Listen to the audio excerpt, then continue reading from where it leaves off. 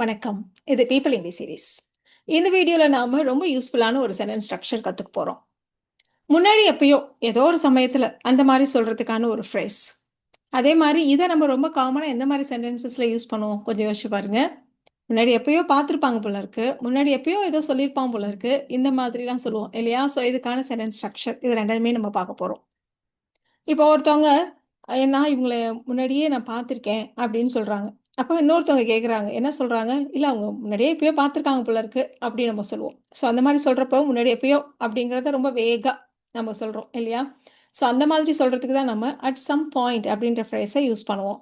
பொதுவா முன்னாடி அப்படின்றதுக்கு நம்ம before, some time ago, some time earlier, some time back இந்த மாதிரிலாம் நம்ம நிறைய விதமா சொல்லலாம். இருந்தாலும் வேகா எப்பயோ ஏதோ ஒரு சமயத்துல அது எப்போன்றது முக்கியம் இல்ல. அது எப்போன்னு சரியா தெரியல அப்படின்றப்போ நம்ம வந்து அட் சம் பாயிண்ட் அப்படின்ற ஃப்ரேஸை யூஸ் பண்ணுவோம். அஃப்கோர்ஸ் நம்ம இந்த இடத்துல எல்லாத்துலயுமே பாஸ்ட்ல நம்ம யூஸ் பண்ண போறோம். பட் அட் சம் பாயிண்ட்டே நீங்க வந்து ஃபியூச்சர்லயும் எப்பயோ ஏதோ ஒரு சமயத்துல இத நீ பண்ணி தான் ஆகணும் அப்படின்னு நம்ம ஃபியூச்சரை ரெஃபர் பண்றதுக்கும் நம்ம இந்த ஃப்ரேஸை யூஸ் பண்ணலாம். பட் நாம இந்த இடத்துல நம்ம பாஸ்ட்டுக்கு மட்டும் தான் யூஸ் பண்ண போறோம். இப்ப நம்ம பார்த்தோம் இல்லையா? சொன்னோம் இல்லையா? எப்பயோ ஏதோ ஒரு சமயத்துல முன்னாடியே பார்த்துருக்காங்க போல இருக்கு. அப்படி சொல்றதுக்கு இந்த ஸ்ட்ரக்சர தான் நம்ம யூஸ் பண்ண போறோம். சப்ஜெக்ட், இந்த சப்ஜெக்ட்டுக்கு ஏத்த மாரி சீம்ஸ் இல்லன்னா சீம். இப்போ நீங்க ஐ, யூ, வி, தேக்கெல்லாம் நம்ம வந்து சீம்ன்னு மட்டும் போடுவோம். ஹி, ஷி, இட்டுக்கெல்லாம் நம்ம சீம்ஸ் எஸ் சேர்த்துப்போம். Seems to have past participle at some point. இப்படி தான் நம்ம யூஸ் பண்ண போறோம். ஸோ ரொம்ப சிம்பிளான இந்த ஸ்ட்ரக்சர். இப்போ எக்ஸாம்பிள் பார்க்கலாம். அவ முன்னாடி எப்பயோ அவன மீட் பண்ணியிருப்பா போல. எப்பயோ ஏதோ ஒரு சமயத்துல மீட் பண்ணியிருப்பா போல. அப்படியே நம்ம சொல்லணும். இப்போ சப்ஜெக்ட் ஷி இல்லையா? அப்ப சீம்ஸ் எஸ் சேர்த்து சொல்லணும். She seems to have subject இந்த இடத்துல ஷீன்னு இருக்கு. அதனால எஸ் சேர்த்து போட்டுட்டோம். அடுத்தது வேர்ப் பாருங்க, பாஸ்ட் பார்ட்டிசிபிள் மீட் பண்றது. அதனால third form met. She seems to have met him. எப்பயோ ஏதோ ஒரு சமயத்துல at some point. She seems to have met him at some point. அவன் ஏதோ ஒரு சமயத்துல இந்த இடத்துக்கு வந்திருப்பான் போல இருக்கு. அதனால தான் அவனுக்கு இந்த இடம் நல்லா தெரிஞ்சிருக்கு அப்படின்னு நம்ம சொல்றோம். ஸோ எல்லாரும் நிறைய பேர் போற இடத்துல ஒருத்தவங்க மட்டும் இப்படி போகணும் அப்படி போகணும் ரூட்லாம் சொல்றப்போ உனக்கு எப்படி தெரியும் அப்படிங்கிறப்ப நம்ம சொல்றோம். எப்பயோ ஏதோ ஒரு சமயத்துல வந்திருப்பான் போல. அதனால தான் அவனுக்கு இந்த இடம் நல்லா தெரிஞ்சிருக்கு அப்படின்னு நம்ம சொல்ல போறோம். ஸோ ஃபர்ஸ்ட் சென்டென்ஸை நீங்க ரொம்பவே சிம்பிளா அந்த சீம்ஸ் டு ஹேவ் வச்சு சொல்லிடலாம் இல்லையா? அப்போ ஹீ சீம்ஸ் டு ஹேவ் ஒரு இடத்துக்கு போறது, visited. Visit third form visited. This place at some point. He seems to have visited this place at some point. இந்த இடத்துக்கு அவன் எப்பயோ வந்திருப்பான் போல இருக்கு. ஏதோ ஒரு சமயத்துல வந்திருப்பான் போல இருக்கு. அதனால தான் நல்லா தெரிஞ்சிருக்கு, நல்லா தெரிஞ்சிருக்கு அப்படின்னு சொல்றதுக்கு நாம ஒரு ஃப்ரேஸை யூஸ் பண்ணுவோம். தி வே அரவுண்ட்.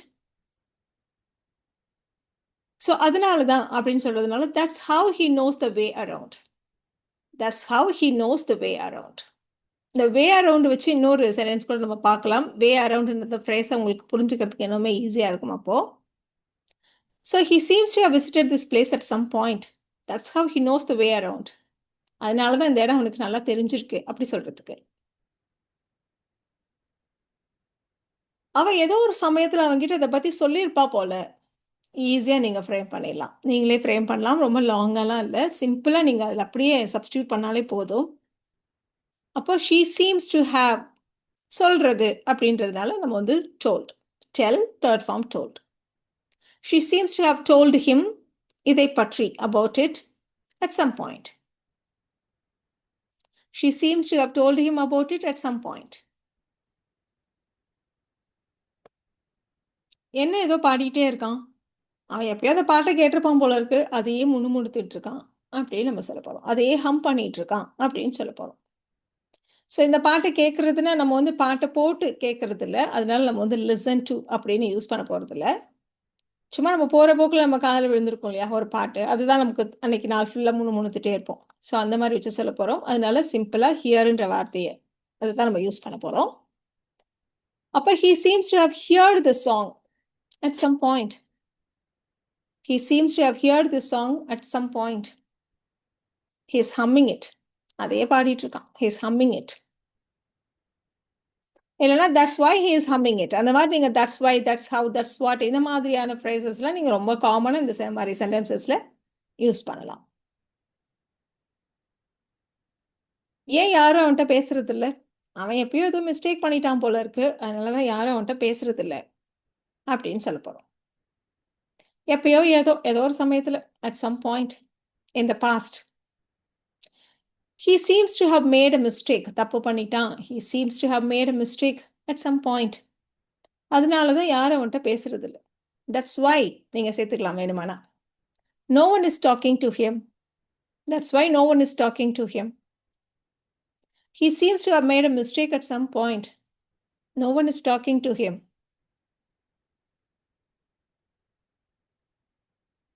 அவ எப்பயோ ஏதோ வாக்குறுதி குடுத்திருப்பா போல. அதத்தான் அவன் திரும்ப திரும்ப சொல்லிட்டு இருக்கான். அப்படி நம்ம சொல்லப் போறோம். அப்போ she seems to have வாக்குறுதி குடுக்கிறதுனா ப்ராமிஸ் பண்றது அவ்வளவுதான். ஸோ அதனால ப்ராமிஸ்டு தான் சொல்லப் போறோம். அப்ப she seems to have promised him ஏதோ something at some point. எப்பயோ ஏதோ ப்ராமிஸ் பண்ணியிருப்பா போல இருக்கு. She seems to have promised him something at some point. அதுதான் அவன் திரும்ப திரும்ப கேட்டுட்டு இருக்கான். திரும்ப திரும்ப அதுக்கு தான் நம்ம கீப்ன்ற வார்த்தையை யூஸ் பண்ண போறோம். So that's what he keeps saying. That's what he keeps asking. எப்படி வேணா சொல்லலாம். இதை நீங்களே கூட ட்ரை பண்ணலாம். இப்போ இந்த இடத்துல அந்த வே அரவுண்டை யூஸ் பண்ணுறதுக்காக தான் இந்த எக்ஸாம்பிளை நம்ம திரும்ப எடுத்துக்கிட்டோம். அவன் இதுக்கு முன்னாடி எப்பயோ இந்த சாஃப்ட்வேர் யூஸ் பண்ணியிருப்பான் போல இருக்கு. அதனால தான் இந்த செட்டிங்ஸ்லாம் அவனுக்கு நல்லா தெரியுது.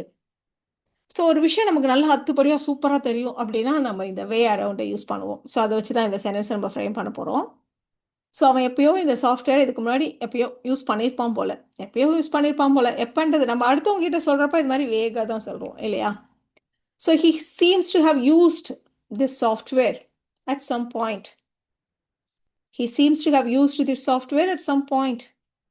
அதனால தான் that's how he knows his way around the settings. இந்த செட்டிங்ஸ்லாம் அவனுக்கு நல்லா அத்துப்படியாக சூப்பராக தெரியுது. He knows his way around the settings. சரி, இப்போ நம்ம சொன்ன எல்லாமே பாசிட்டிவ் சென்டென்சஸ்.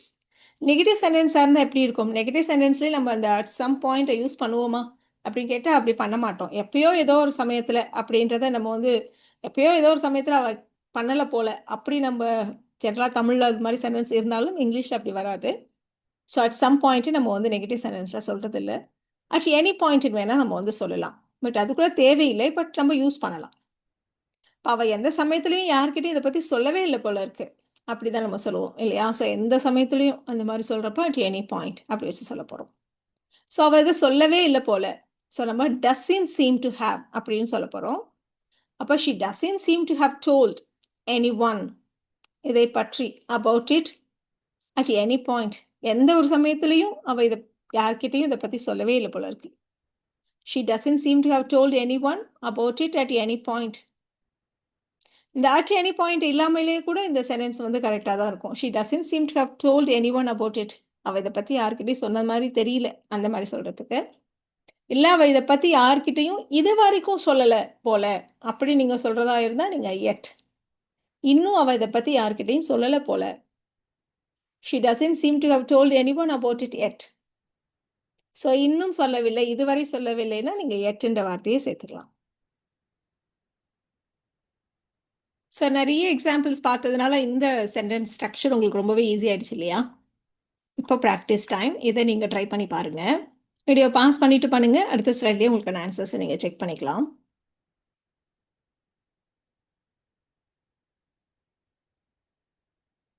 உங்களுக்கான ஆன்சர்ஸ் பார்த்துடலாமா?